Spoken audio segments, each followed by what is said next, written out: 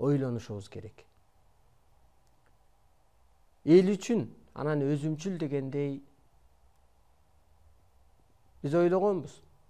Ушу могу саясатчылар эле өзүмчүл окшойт деп. Жок. Мындай жеке башыңа келсең деле адам ушу эл үчүн жаралаарын, эл жер үчүн жаралын билбей эле ушу өзүмчүлдүк, балбакыра, ушу майда түйшүк менен эле биз энергиябызды коротуп келгенбиз. Өзүңүздөрдү бошотуп, адам улуу, адам ыйык, адам ааламдан жаралган, нурдан жаралган, ошондой бир күчү бар.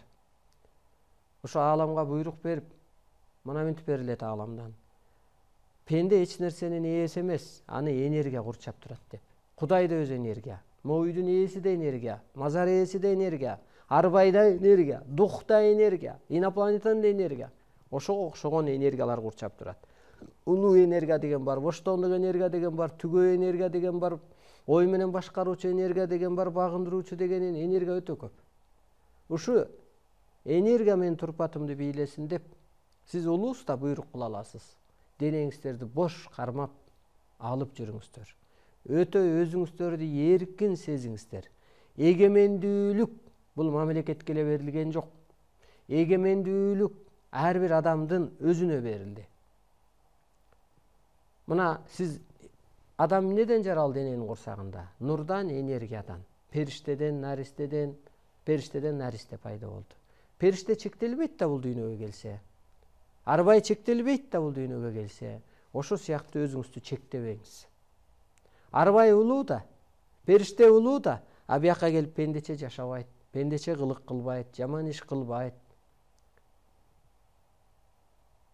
Улутка бөлбөйт, динге бөлбөйт, жыныска бөлбөйт.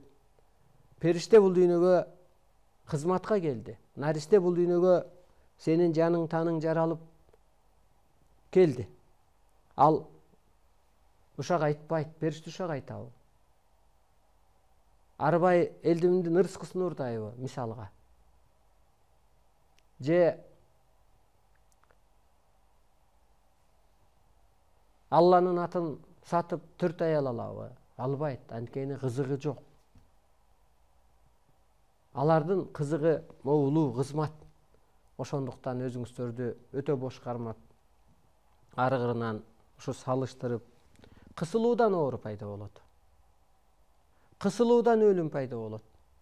Кысылсаң жолуң торолот, ишиң токтойт.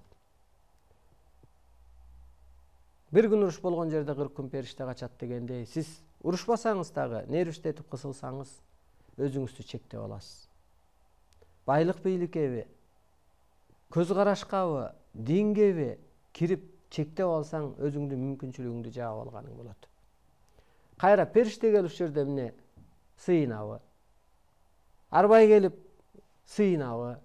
Ошо сыяктуу кыргыз кылычты мойнуна такап атса дагы тизелеген эмес. Башын жерге тийгизмек турсун. Тикесинен туруп өлдү деген ошол. Ажалды качырат кыргыз деген ошол. Анткени ошо арбайлык сыпат бар, чындык үчүн. Ошон үчүн чөгөлүп жашабайт кыргыз. Кыргыз керек болсо жерде туруп көктөгү жылдызды тескеп турат. Ою менен асман жерди теңдеп турат. Кыргыз улуулугу менен ак караны кабыштыра кармап турат деп берилет. Кыргыз бул Кудайдын жердеги эле көчүрмөсү. Ошол сыпат бар, ошол чындык бар. Ошондуктан денеңиздерди өтө бош кармап отуруңуздар. Бүгүн ошо кызыктуу тема болот. Кыргыз кантип дүйнөнү башкарат? Ушул жөнүндө кантип башкарып атат? Кыргыз кантип эле ушул ааламдын ролун аткарып калат? Эмнеге жоопкербиз? Эмнеге батыш мамлекеттери бийлик кыла албай калды? Кыргыз ошо батыш мамлекеттерин кантип бийлейт?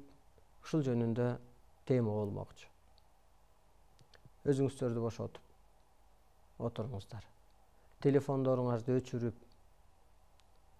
рахаттануу менен, сыймыктануу менен ушу кыргызга кут түштү, куттун далили арстан алай деп берилет. Ушу ичиңиздеги кыска ойду, ийри ойду, сасык ойду кетирип кара ойду кетирип ошо мени деп кут байырласын деп ушул адам ааламдан буйрулуп келиптир. Атайын эле ааламдан арналып элге ал келген дегендей ааламдык жашоо келип атканда ааламдан буйрулуп келген адамдын ушундай энергиясы бар экен. Энерги өтсүн ага. Калыптанайын ошол улуулукка. Теңир этабына, аалам этабына деп денеңиздерди бош кармап отуруңуздар. Мына өткөндө куйруктуу жылдыз 90